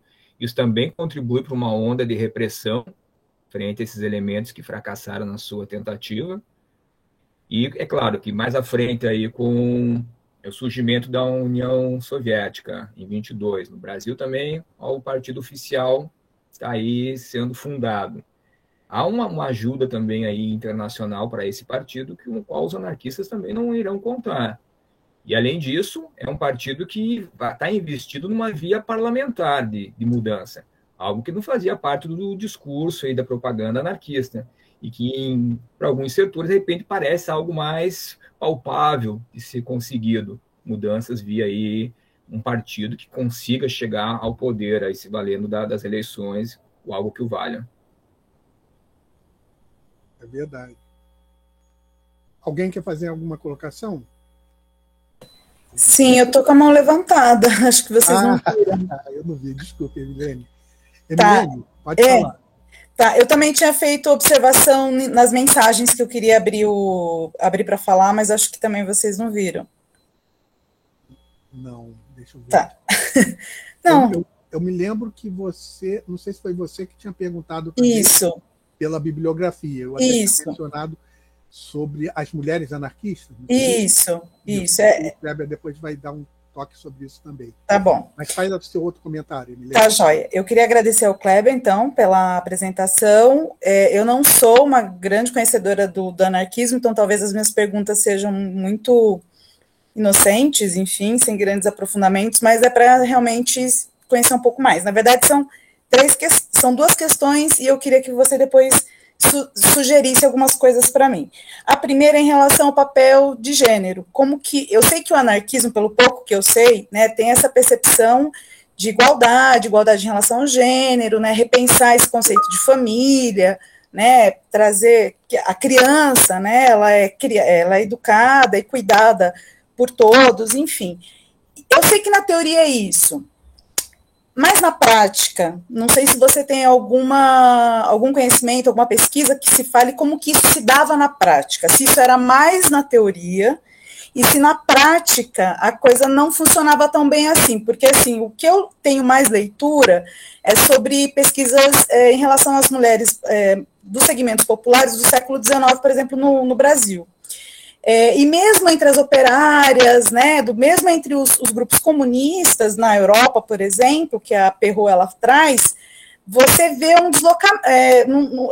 A teoria do comunismo, por exemplo, era uma, mas quando se falava sobre as mulheres, era a mulher, né, indo para dentro de casa, cuidando da família, reproduzindo esses papéis burgueses aí. Então, assim, tinha um discurso, mas ele era readequado e pensando nos gêneros para colocar as mulheres em casa e os homens nas fábricas, né? Eu queria saber se no caso do anarquismo, se a teoria realmente refletia a prática e vice-versa, ou se havia alguma diferença. Essa é a primeira. A segunda é em relação ao que o José chamou a atenção do anarcocapitalismo. Eu sei que é uma contradição, eu sei que não tem sentido, mas eu fico me perguntando por que será que esses grupos se apropriam, então, do anarquismo para criar essa ideologia deles aí, enfim, esse novo sistema que eles defendem. Você acha que é uma falta de conhecimento, ou, não sei, talvez uma reprodução do que eles entendem por anarquismo, né, uma coisa meio senso comum, ou se tem um elemento proposital ali, um elemento de desqualificar o anarquismo. É mais assim uma análise sua. E uma terceira é que eu dou aula para o ensino médio, e eu fiquei bastante tempo sem dar aula para os terceiros anos, né? Eu sou professora de história, e agora eu voltei a dar, e queria trabalhar com anarquismo. E eu andei lendo algumas coisas desses teóricos do século XIX, né? O Proudhon, o Bakunin, enfim. Só que é bem difícil para os alunos se apropriar dessa leitura e entender. Aí eu queria saber se você poderia sugerir livros mais... Porque eu gosto de ler trechos ou capítulos de livros com eles. Se você pudesse sugerir algum material, algum livro, não sei, algum site, qualquer coisa, que os alunos conseguissem ler e tivesse uma leitura mais acessível para eles, me ajudaria bastante.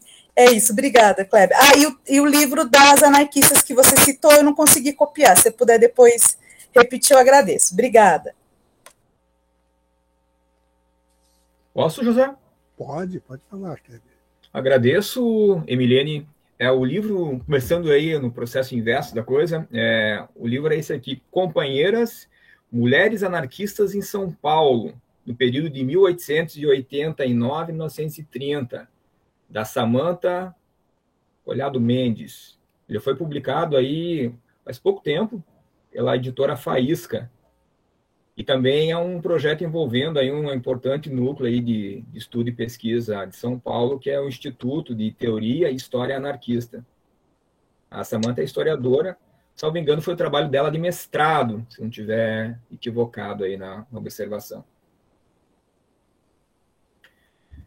Sobre a questão aí do anarcocapitalismo, me parece, sim, é uma leitura um tanto quanto aí rápida e equivocada, feita por alguns setores que acabam focando a sua ótica, sobretudo, na crítica do anarquismo à esfera política, ou seja, a crítica ao Estado. E é a partir disso que parte a defesa. Uma vez que não haja Estado, as coisas estariam resolvidas. Mas pensando aí no que tem ali como autores clássicos, a crítica do Estado está presente, sim, mas vai além da questão aí do Estado. O capital também está aí nessa relação de força e opressão, e por isso também deve ser combatido. Isso vale também para a esfera cultural, exemplo da igreja enquanto instituição. Então, me parece que é um pouco isso, uma leitura meio que apressada, onde aí acaba se valendo, sobretudo, de um dos segmentos de crítica do anarquismo, não levando todo em consideração.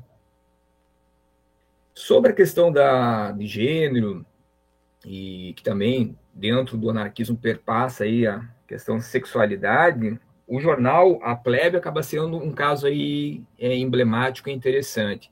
Até tem uma tese que foi defendida, se não foi no final de 2016, foi no começo de 2017, aqui na UFSC, Universidade Federal de Santa Catarina, chamada As Sexualidades da Plebe, em referência ao jornal A Plebe, da historiadora Ana Cláudia Ribas, que ela acabou se detendo aí e nas várias fases do jornal A Plebe, justamente tentando aí trazer à tona essas questões de gênero. De que modo os anarquistas conseguiam realmente manter uma prática que era, um tanto quanto aí, fiel ao discurso e às teorias que circulavam naquele momento. Porque livros sobre amor livre haviam alguns livros bem emblemáticos, era uma discussão que também estava presente. Mas em que medida isso cativava realmente e era levado a sério no dia a dia, no ambiente familiar? E ali ela acaba se deparando, inclusive, quando envolve questões de sexualidade, militantes que defendiam que os homens deveriam fazer esterilização para um controle de natalidade. Então, em alguns setores desses militantes que estavam envolvidos, havia uma preocupação aí de tentar ter uma prática que era em sintonia também aí com o discurso. E ter, não se casar na igreja, ter um relacionamento, em alguns casos, até realmente aberto, até algo que aparece, em certa medida, aí na obra da Maria Lacerda de Moura. O casamento acabou se esfriando, não tem mais por que mantê-lo, cada um procura aí o seu rumo. E nas comunidades, em especial, aí, pensando nessas colônias libertárias, por exemplo, do Brasil, a colônia Sicília, a título de exemplo, as crianças deveriam ser criadas pela comunidade. Então, isso, em certa medida, acabava ocorrendo. E é também, nesse espaço da colônia Sicília, que o amor livre, pelo menos do que está escrito pelo Giovanni Rossi, teria sido também levado e praticado. Mas não era algo que vai envolver todos os setores do movimento anarquista. Está presente, alguns realmente acabam se identificando e praticando, mas não é algo que envolva o movimento num todo. E talvez aí esse livro seja pertinente, haja visto esse seu interesse em especial nessa faceta dentro do movimento anarquista. O próprio livro também da professora e historiadora Margarete Rago, do Cabaré ao Lar, também acaba se detendo aí a esses aspectos, que também serve como uma outra leitura. Sobre o anarquismo, pensando trabalhá-lo em sala de aula, tem um livrinho chamado ABC do Anarquismo. Agora eu não me recordo o autor, mas é uma edição nova que saiu pela editora Intermezzo. Depois eu até escrevo ali o nome da editora. A Intermezzo é a antiga editora Imaginário, que é a editora do Plínio Augusto Coelho, que é um importante aí, divulgador e tradutor de textos clássicos do anarquismo, sobretudo de textos franceses. Então, desde ali da década de 80, ele tem feito um papel aí relevante para a difusão de obras que, às vezes, são difíceis o acesso pela questão de estarem em francês. Então, ele começou ali com a Novos Tempos, depois veio com a Imaginário e, por último, está com a Intermezzo. E onde ele divulgou, entre diversos textos que estão sendo traduzidos, a exemplo das obras completas aí do Mikhail Bakunin, a um texto curto, leitura fácil, que, salvo engano, é ABC do Anarquismo. Daqui a pouco eu tento localizar ele aqui, né, nas minhas redondezas, e dou uma informação mais precisa. Que é um texto que acho que valeria a pena dar uma consultada, possa ser que ajude aí nessa tentativa de inserir aí na sala de aula o anarquismo. Salvo engano, as questões eram essas. Deixa eu ver. Me parece que era isso. Eu também vou dar uma pitada nessa questão. Eu só vou fechar rapidinho aqui a minha câmera para ver se eu localizo o livro aqui enquanto eu fico ouvindo vocês. Tá, beleza? Ok. Eu quero também dar um pitaco o Kleber fechou. Na questão da inserção do anarquismo em sala de aula, também tem a outra questão, porque eu entendi que a Emilene, ela está perguntando como inserir o estudo, né, do tema, a compreensão do que é um anarquismo, estudo. Mas eu também fico me perguntando, eu sempre, durante a minha carreira toda de professor, por eu ter essa orientação anarquista, vamos dizer assim, eu sempre fui preocupado com uma outra coisa, que é inserir o anarquismo não só como objeto de estudo, mas como prática, se é possível fazer isso. Então, eu acho que os meus alunos mais recentes, que a maioria que está aqui, mas não devem ter pegado essa prática minha, mas quando eu entrei na Universidade Rural, eu fiquei uns 5 ou 6 anos, acho que os meus alunos mais recentes não pegaram essa fase, não. Eu fazia umas experiências anarquistas, né, de autogestão, por exemplo, que era... Então, os alunos tentarem dar a nota. Por que a nota tem que ser atribuída por um professor? Né? O professor é que chega autoritariamente. Então, vamos dizer, os alunos fazem seminários, vamos dizer assim, apresentando trabalhos. Aí o professor vai lá e dá nota para eles. Por que não introduzir a autogestão? O próprio aluno... Então, eu fazia muito essa experiência. Os alunos...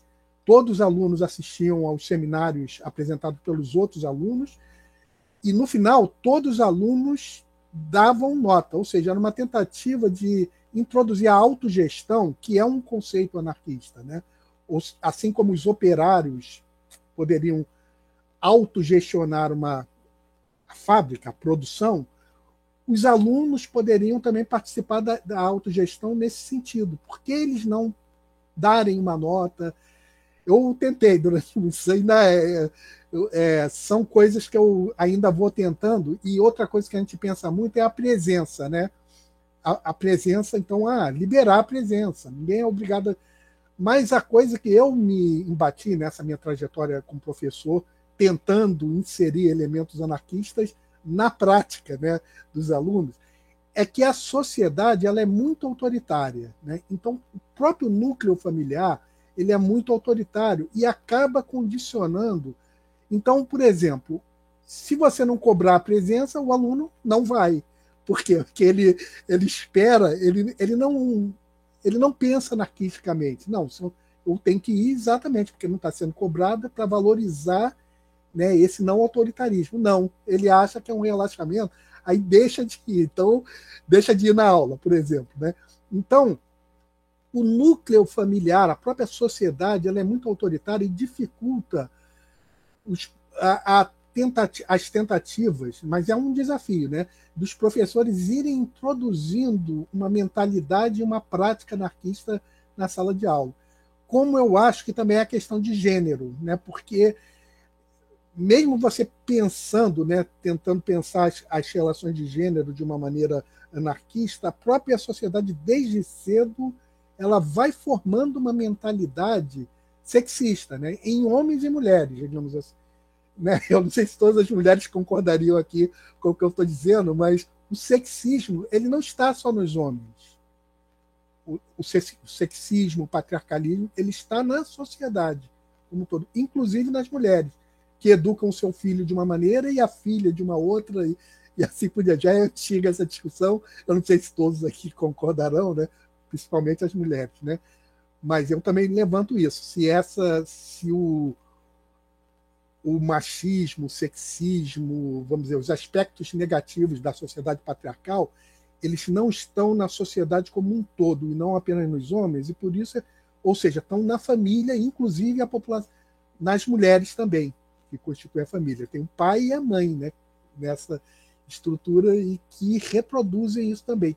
Então, tanto a autoridade como essas relações de gênero, vamos dizer assim, contaminadas pelo sexismo, elas são produzidas desde cedo numa unidade familiar e aí vai para o colégio. Então, todo o ensino fundamental, médio, quando chega na universidade, quando um professor tenta introduzir a prática anarquista, e eu só falo da universidade porque é onde que eu dei aula. Infelizmente, eu não cheguei a dar aula no ensino médio como Kleber, por exemplo. Então, eu até queria saber se ele já tentou isso também, né? Aplicar um pouco de prática anarquista no ensino, na esfera dele. Mas eu tentei na minha, mas eu sempre vejo que a gente se esbate contra uma força que é que aquela mentalidade dos alunos que chegam ali na universidade já está muito contaminada pela essa coisa do autoritarismo. Não, se não, a presença não for cobrada, eu não vou. Né? Ou seja, coisas assim. Ou então, quando eu aplicava essa autogestão das notas, não, eu vou receber nota de um colega meu, como se fosse um absurdo isso, né? Ou seja, ele só compreende que ele poderia receber uma nota de um professor. Ou seja, é um totalmente contrário à possibilidade da autogestão. E é a mesma coisa do trabalhador. O trabalhador, então, ele fica achando que precisa de um capataz, vigiando ele. Ele mesmo não pode autogestionar o seu trabalho. Então é uma luta, né? Eu acho que, né? Essa tentativa de você começar a introduzir elementos anarquistas na nossa própria sociedade e particularmente no sistema de ensino. Mas eu não sei se você vivenciou isso também, Kleber, alguma coisa, alguma tentativa disso, de introduzir alguma coisa anarquista, mas não só como objeto de estudo, mas na própria prática, ou não? E eu também não sei se a Juliere queria falar alguma coisa, porque ou se foi um problema do microfone. Mas eu passo a palavra também. José, desculpa, mas o Caio está com a mão levantada há bastante tempo, tá? Ah, Caio, então pode falar. É porque eu nem sei, para falar a verdade, eu sou tão atrasado na tecnologia que eu nem sei onde que via a mão levantada aqui. Caio, pode falar. Boa tarde, vocês conseguem me ouvir? Conseguimos. Ok, tudo bem. Sobre o anarcocapitalismo, eu gostaria de falar um pouquinho, justamente porque eu tento dar um enfoque maior nessa perspectiva da história econômica e acabo estudando sobre as mais diversas correntes econômicas, a escola keynesiana, a marxista, a escola de Chicago, inclusive certas escolas heterodoxas, que no caso é a escola austríaca também. E sobre o anarcocapitalismo, ele vem de uma ramificação dentro da própria escola austríaca. Se não me engano, através do Rothbard, que inicia o movimento contra o Estado e em prol de um livre mercado, né? Aí ele classifica esse movimento como um movimento libertário. E posterior a isso, por ele ser dos Estados Unidos e esse movimento ganhar muita voz nos Estados Unidos, acabam que eles fizeram uma tradução, eu diria um pouco equivocada, trazendo esse termo, né, anarcocapitalismo, e sendo utilizado por muitos brasileiros, inclusive. E na minha perspectiva, o termo libertário seria assim o mais correto, justamente por ser um termo que dá um enfoque na liberdade completa do indivíduo, por exemplo, como ele trata. E vai lembrar que também é só uma opinião de um mero estudante de história.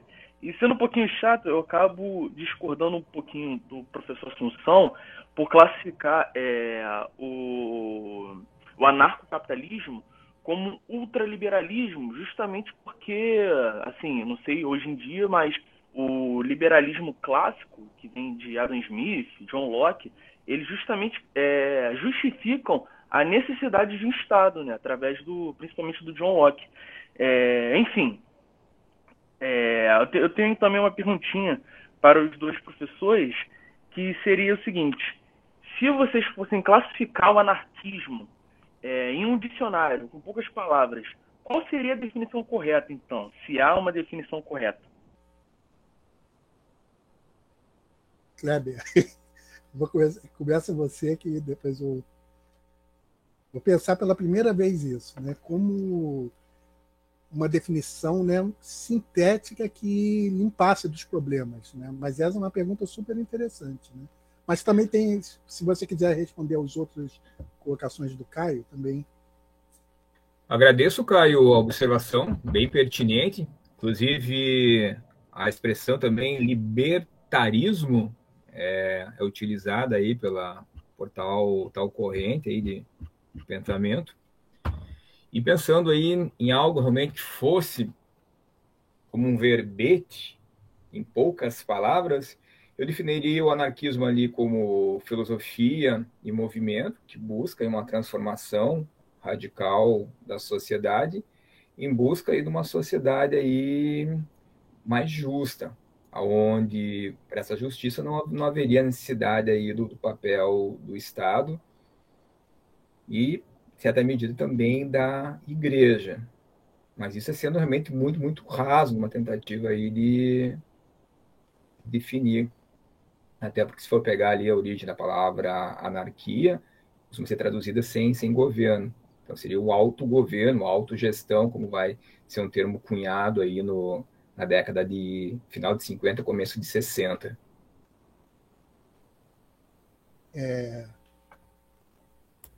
Eu estava tentando esboçar aqui, quando o Caio falou, deu essa ideia, e realmente é um exercício interessante, né, a gente pensar, né? Eu tentaria algo assim, né, vamos dizer, pensando bem no dicionário. Bom, eu acharia muito importante chamar a atenção para que não é desordem, que é ordem. Então, eu começaria dizendo assim: o anarquismo é o anarquismo ou o socialismo libertário, e eu concordo com o Caio que talvez a tendência para evitar tudo isso seja utilizar outra palavra que também é um sinônimo, né? Que é o libertário, né? Digamos assim, socialismo libertário, por exemplo. Né? Mas vamos, a princípio, falar como se fosse o anarquismo. O anarquismo seria uma nova forma de organização social, para chamar bem a atenção que é uma ordem nova, não é uma desordem, né? É uma organização, uma nova forma de organização social que rejeita o estatismo e o autoritarismo em todas as suas formas, inclusive o que se dá através das opressões econômicas. Porque se nós acrescentarmos esse último aspecto, eu acho que marca muito claramente a incompatibilidade do anarquismo ou do socialismo libertário em relação ao capitalismo, onde existe sim uma opressão e um autoritarismo que se dá por vias, além da via estatal, que é amplamente dá uma cobertura plena às classes dominantes do capitalismo e aos capitalistas em si. Existe essa outra possibilidade de você dominar e impor uma autoridade através de outros artifícios, como a própria economia. Então, o trabalhador ele não é oprimido apenas pelo Estado, ele também é oprimido pelo Estado e pelas formas de autoridade, mas ele é oprimido por uma situação salarial em que o cara chega. Então, vamos dizer, não, então você está despedido, pronto. Esse estar despedido é jogar a pessoa diante de uma situação de miséria. Ou seja, mesmo que não haja uma dominação estatal, existe uma dominação autoritária que pode ser passada através de artifícios econômicos numa sociedade baseada nessa exploração, da qual o exemplo que a gente tem desde sempre, é o capitalismo, né? A sociedade que cria uma exploração do homem pelo homem. Eu acho que isso também precisaria entrar na definição do anarquismo, né? Esse lado de lutar também contra os autoritarismos que se insinuam através de uma estrutura econômica, no caso, a estrutura capitalista. Mas seria uma coisa boa para pensar, né? Como fazer isso. Mas eu, pensando aqui mais rapidamente, diante da pergunta do Caio, eu pensei nesses aspectos, não sei se faltou algum. Eu até perguntaria para o Caio mesmo, né? E você, Caio, como você definiria? Devolvendo a questão, né? Ou se você concorda com essas definições, ou se faltou alguma coisa, né? Então, eu acabo, pela minha ignorância, não conseguindo ter uma definição tão sintética, se eu posso dizer. Mas eu acredito que vocês conseguiram definir muito bem o que seria o anarquismo, obviamente em poucas palavras, sem dar devida importância e aprofundamento sobre o tema. Perfeito. Perfeito. É uma questão para pensar, né? Porque eu sinto uma falta disso, sabe? Kleber e Caio também, né? E os demais. Eu vejo que as novas gerações, por isso foi uma das primeiras coisas que eu falei no início aqui, apresentando aqui o trabalho do Kleber. Essas novas gerações de pessoas que estão aí com 20, 30 anos, no máximo 40, eu acho que muitas tem uma ignorância acerca dessa possibilidade do que é o anarquismo. Como saiu um pouco de cena do cenário mais visível pelas mídias mais tradicionais, as pessoas às vezes nem entendem direito o que é o anarquismo. Aí isso, assim como está acontecendo uma coisa parecida agora e preocupante com socialismo e comunismo, com essas palavras, sobretudo agora que a gente está vivendo essa experiência política recente no Brasil, onde as pessoas têm uma ignorância total sobre o que é isso, sobre o que é a proposta socialista, o que é comunismo. Então, talvez até no futuro tenha que ser abandonado a designação e substituída por outra só porque as pessoas perderam totalmente a possibilidade de entender minimamente o que é essa proposta e ao mesmo tempo fica sendo usado de maneira maliciosa, né, para denegrir, né, esses caminhos sociais, essas propostas sociais, né? Então, eu acho que é uma tarefa importante, né? Os professores eles esclarecerem, sim, essas coisas, né? Como anarquismo, socialismo, comunismo, o que é cada uma dessas coisas. Hoje em dia a gente já chegou a esse absurdo de ouvir essa frase assim, o nazismo era de esquerda, né? O nazismo é de esquerda, quer dizer, coisas impensáveis há 30 anos atrás, qualquer um diria, não, que besteira, que baboseira. Mas hoje a pessoa acha que, né, pode fazer uma colocação dessa que tem algum sentido. Então a gente está vivendo um momento assim, né, que essas definições precisam ser retomadas, inclusive, né, eu acho. Né.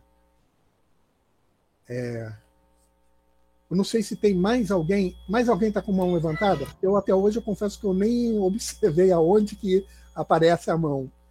Não sei. Então eu dou esse furo mesmo, né? Por isso que eu peço aí para a minha equipe ver também. Se tem mais alguém querendo falar, ou que registrou algum comentário importante aí no. José, eu vou aproveitar para mostrar ali o livro que eu tinha mencionado para Emilene. Não sei se vai aparecer bem aqui na imagem, mas o livro em questão é esse aqui. O que é anarquismo ou o ABC do anarquismo, que é uma edição bem atual que foi publicada lá em Intermezzo. Quem é o autor? É o Hugues Lenor. Ah, bacana. E tem esse outro também que, em algumas situações, até na verdade é um livro paradidático que tem uma abordagem de vários aspectos pertinentes para entender o anarquismo, aí, que vai tratar desde pensando a ideia aí do conceito de anarquismo enquanto teoria, a ideia dele se tornar realmente prática e uma corrente importante dentro das lutas dos trabalhadores, de que modo ele vai ter sua atuação aqui também no Brasil, no campo da educação. Então, nesse sentido, pode ser que sirva aí para se tem interesse de utilizar ele em sala. Exato.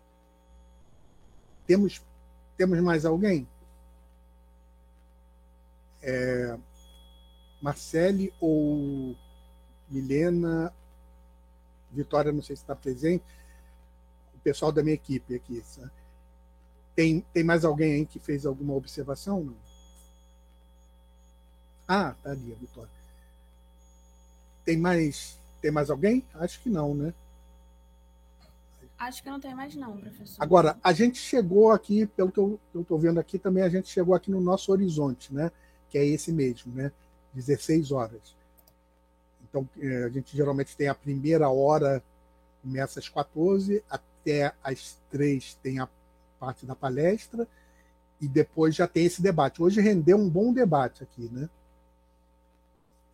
Ou seja, então é essa hora que a gente vai se aproximando, né, para nossas falas finais. Eu vou daqui a pouco passar para a fala final do Kleber, mas antes e depois eu também vou passar para a Vitória ou para alguém da nossa equipe que precise aí dar os recados também, né, de como assinar a lista e outras informações. E eu mesmo quero agradecer ao Kleber a presença, e esse tema de hoje foi fundamental, né? Uma coisa, eu sempre olho com muitos bons olhos quando aparece essa discussão do anarquismo, que eu acho uma coisa muito necessária hoje, né? Das pessoas entenderem as várias possibilidades políticas e sociais que existem. Então, nesse sentido, eu agradeço muito. O Kleber tem um trabalho sério nessa área, já que atravessou aí desde monografia, dissertação, tese, pós-doutorado. Eu participei um pouco da leitura desses trabalhos, porque também estive na banca de doutorado dele. Então, é muito importante sempre trazer um especialista num tema como esse. E eu queria lembrar, mais uma vez, que essa série ocorre sempre às quintas-feiras, de 15 em 15 dias, sobre temas diversos, mas geralmente a gente traz exatamente algum pesquisador que defendeu uma tese, uma dissertação de mestrado, e ele ou apresenta aqui a sua tese ou um aspecto dela, ou uma questão que a atravessa, e essa é a nossa série Teses em Debate. É apenas uma das séries que o nosso laboratório promove. Nós temos também a série Cinema História. Aliás, amanhã temos outro evento dessa série sobre a espionagem, espiões e espionagem no cinema. E temos uma outra série similar a essa, que a gente vai começar, e a Vitória está participando dessa organização, que é a série Monografias em Debate. Aí é para pessoas que acabaram a graduação ou recentemente ou há muito tempo, mas que desenvolveram uma boa monografia, e a gente está fazendo uma coisa parecida com o que está fazendo aqui. As pessoas trazerem suas monografias para a discussão. É uma terceira série, Monografias em Debate, e a gente também dá uns cursos de teoria da história, fontes históricas, campos históricos, cursos diversos. Então, esse é o nosso laboratório, LAPET, Laboratório de Pesquisas em Teoria da História e Interdisciplinaridade. Então, eu queria deixar um recado aqui para vocês, que todos os que estão me assistindo, os que estão aqui presentes ou que virem esse vídeo depois, que quiserem fazer parte do nosso laboratório, basta enviar para o e-mail que vai ser colocado também pela nossa equipe no chat, um nome, a intenção, gostaria de participar do LAPET. E diz o nome completo, CPF e link do currículo Lattes. Com esses elementos, a gente consegue inscrever a pessoa que está postulando entrar já no diretório de grupos de pesquisa do CNPq. Você passa a fazer parte oficialmente do laboratório. Vai receber nossas programações, vai ter um acesso às nossas redes sociais, mas também vai poder se apresentar, eventualmente, aqui nas nossas séries aqui. Então, está aberto o convite a vocês, já tem pessoas do país inteiro participando aqui do nosso laboratório LAPET. E, mais uma vez, eu chamo a atenção que também é um evento apoiado pela plataforma extensionista da Universidade Federal do Rio de Janeiro. Nesse momento, então, eu queria passar a palavra para o Kleber, para ele falar suas palavras finais aqui, e depois que seja passado também o pessoal da minha equipe que queira dar algum recado aqui prático e concreto, pode falar também. Então, a palavra é tua, Kleber. Agradeço aí imensamente, José, o pessoal que está no suporte, os demais aí que tiraram um tempinho aí dessa tarde de quinta-feira para acompanhar e participaram aí do debate. Espero que em alguma medida tenha aí contribuído para algo. Agradeço realmente aí de coração. Um abraço aí de Santa Catarina aí para o pessoal. Vitória, tem algum recado? Menino Marcelo. Acho que não, professor. Você já falou a questão dos ciclos e também a inscrição no LAPET. Está tudo no chat para quem se interessar melhor. Todo mundo assinou a lista? Presente? Sim, sim. Perfeito. Bom, então a gente vai encerrar nesse momento a gravação. Mais uma vez eu agradeço a presença de todos e o excelente debate que a gente teve hoje. Daqui a 15 dias temos mais uma palestra aqui da série. E a palestra foi gravada e vai ser disponibilizada depois nas nossas redes sociais, nosso canal de YouTube e também futuramente no nosso site do próprio laboratório LAPET. E depois pode ser até passado também o link da gravação para o Kleber para ele difundir nas redes dele também. Ok, obrigado a todos.